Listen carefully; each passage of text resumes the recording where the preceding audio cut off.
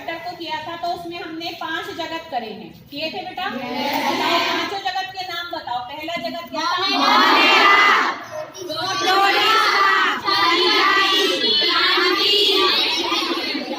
ठीक है।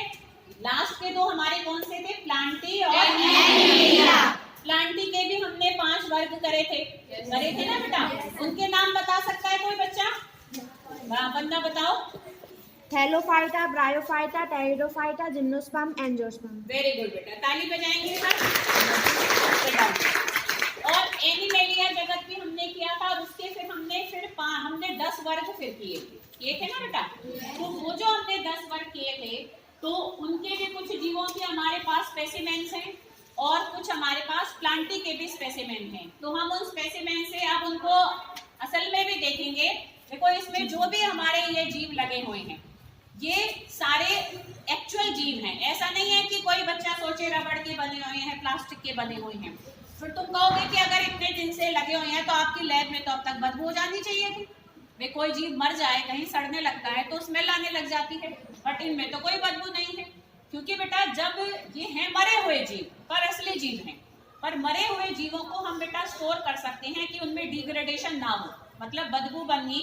जो कीड़े, जो हमारे माइक्रो ऑर्गेनिज्म होते हैं ना, छोटे छोटे कीटाणु होते हैं जो इनको खाते हैं, फिर जो एक गैस में बदलते हैं तो उससे बदबू आती है। तो उस प्रोसेस को हम रोक सकते हैं। इनको हमने एक सोल्यूशन में स्टोर कर रखा है। एक ऐसे घोल में हम इनको बेटा स्टोर करते हैं, उसका नाम होता है फॉर्मेलिन। क्या होता है बेटा? फॉर्मेलिन। तो फॉर्मेलिन हमारा 40% ना फॉर्मल्डिहाइड होता है। एक पदार्थ कौन सा होता है? फॉर्मल्डिहाइड। जब बच्चे साइंस लोगे अगर तो हम देखेंगे इसको 11th-12th में। तो 40% सोल्यूशन होता है फॉर्मल्डिहाइड का। उसके अंदर अगर हम किसी भी मृत जीव को रखेंगे तो फिर वो सड़ता नहीं है, ठीक है? उसमें बदबू नहीं बनती। इसलिए ये हमारे पास क्या है? असल ही है पर मरे हुए जीव हैं। तो हम एक एक करके देखेंगे और ये किस वर्ग में आता है उसको भी देखेंगे, ठीक है? तो सबसे पहले देखो ये है बेटा टेप वॉर्म। टेप जैसा दिख रहा है? तो टेप वॉर्म हमारा देखो हमारे पास दो स्पेसिमेन है। पास आके बच्चे तुम बाद में भी देख सकते हो कि जो अगर किसी बच्चे को दूर से ना दिखे, ठीक है? तो बेटा ये जो हमारे क्या है? टेप वॉर्म ध्यान है कौन से वाले उसके अंदर था, वर्ग के अंदर था? टेप वॉर्म था बेटा हमारा प्लेटीहेलमिन्थेस के अंदर। किसके अंदर था? टेप वॉर्म से हमने पढ़ा था। तो देखो ये दोनों हमारे क्या हैं? टेप वॉर्म, ठीक है बेटा? अब देखो बेटा नेक्स्ट हम देखेंगे कि इसमें तुम ये देख सकते हो ये हमारा क्या है? कॉकरोच। पर तुम ध्यान से देखो उसकी टांग ही रह गई, ये तो गिर गया, नीचे गिरा पड़ा है। देख सकते हो? देखो हम वीडियो में भी जूम करके दिखाएं, पर हमारे पास दूसरा कॉकरोच भी है। देखो ये तो कॉकरोच ही दिख रहा है। डर तो नहीं लग रहा किसी को कि अभी निकल के आएगा और तुम्हें खा जाएगा? हैं? अंकुश को थोड़ा डर लग गया। तो देखो बेटा ये मरे हुए हैं, तुम्हें कुछ नहीं कहेंगे। तो पर ये हमारे क्या है? हमारे देखो ये वाला भी देखो कॉकरोच है पर ये नीचे गिर चुका है। कॉकरोच बता सकते हो कौन से वर्ग के अंदर था?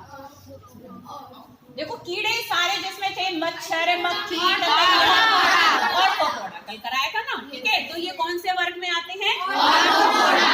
ठीक है? तो ऑर्थोपोडा में हमारे कॉकरोच आते हैं। डरने की जरूरत नहीं है, तुम्हें नहीं खाएगा। किसी के घर ज्यादा कॉकरोच हो रहे हो तो ले आना, पकड़ के इसमें डाल देंगे, ठीक है? लाओगे? ले आओगे? है किसी में हिम्मत कॉकरोच पकड़ के ला सके? है? अरे वाह, है हमारी हिम्मत वाली लड़कियां बैठी। नेक्स्ट देखो बेटा ये है हमारा अर्थवर्म। अगला हमारा कौन सा है? ये अर्थवर्म, ठीक है? अर्थवर्म भी ध्यान है बेटा हमारा। अर्थवर्म कौन सी उसके अंदर था बेटा? कोई बता? एनिलिडा। अर्थवर्म हमारे कौन से वर्ग में था? एनिलिडा। तो तुम देख सकते हो बेटा ये अर्थवर्म है। इसमें तुम अगर देखोगे भी तो अंदर ऐसे छोटे छोटे खंड से बने हुए हैं। तो जो हमारे खंड बने हुए होते हैं, खंड युक्त शरीर होता है, तो वो हमारे क्या होते हैं? अर्थवर्म होते हैं। अर्थवर्म होते हैं बेटा, ठीक है? और अर्थवर्म एनिलिडा वर्ग के अंदर आता है। देखो ये हमारा एस्केरिस फीमेल, मतलब मादा अलग होती है। ये दोनों ही एस्केरिस क्या हैं? फीमेल। एस्केरिस कौन से वर्ग में था? निमेटोडा। शाबाश बेटा। एस्केरिस हमारा किसमें था? निमेटोडा। तो देखो ये हमारे एस्केरिस मेल है, ये मतलब नर एस्केरिस है। और ये हमारे कौन से थे? मादा एस्केरिस के स्पेसिमेन थे, ठीक है बेटा? समझ रहे हो? नेक्स्ट देखो बेटा ये है हमारा सिल्क मोथ।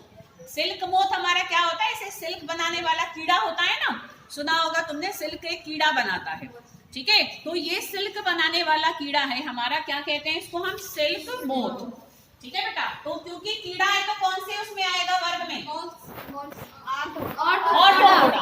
ठीक है, क्योंकि कीड़ा है ये तो कौन से में आएगा, ऑर्थोपोडा में आएगा। अब हम देखेंगे, देखो बेटा ये है लिवर फ्लूक। क्या है बेटा ये, लिवर फ्लूक। लिवर फ्लूक कौन से वर्ग में आता है, बता सकता है कोई, प्लेटीहेलमिन्थेस में। ठीक है, लिवर फ्लूक किस में आता है, प्लेटीहेलमिन्थेस। पास आकर भी बच्चों तुम बाद में अगर कोई और मतलब तुम्हें नहीं दूर से दिख रहा हो, कोई और अच्छे से देखना चाहे तो आके तुम आराम से सबको देख सकते हो। तो ये हमारा क्या है, लिवर फ्लूक। लिवर फ्लूक किस वर्ग के अंदर आता है, प्लेटीहेलमिन्थेस। ये है हमारा, देखो लास्ट, हाइड्रेला। क्या है बेटा ये, हाइड्रेला। तो ये एग्जाम्पल तुम्हारा बुक में नहीं दे रखा है एनसीईआरटी में। हाइड्रेला ना एक एंजियोस्पर्म होता है। कौन सा होता है बेटा, एक एंजियोस्पर्म। मतलब ये थोड़ा ऐसा एंजियोस्पर्म होता है जो पानी में ही डूबा रहता है, सबमर्ज्ड एक्वेटिक प्लांट होता है। मतलब पानी के अंदर ही बनता है, पानी के अंदर ही रहता है। ठीक है, पर ये होता कैसा है, एंजियोस्पर्म।